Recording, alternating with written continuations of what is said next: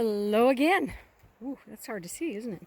So this is the last trail of the day and the last trail in Mount Rainier.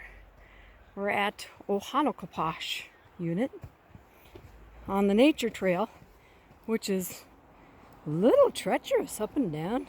Well, not so much up and down. It's more roots and rocks. Here, roots and rocks.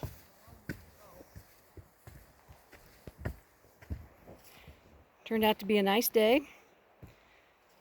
It's close to 80, isn't it? Yep. And more beautiful views of Mount Rainier today. We stopped by Reflection Lake, and we actually got a great picture of the lake and the reflection. You can see this here rust-colored stuff. That's from the irons in some of the waters that are springs that are coming up from underneath. That was part of the other area we were in. One of these big flat rocks has got give to it.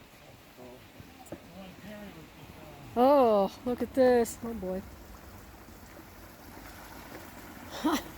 So, to cross that, I'm going to stop videotaping because I want to concentrate on this. So,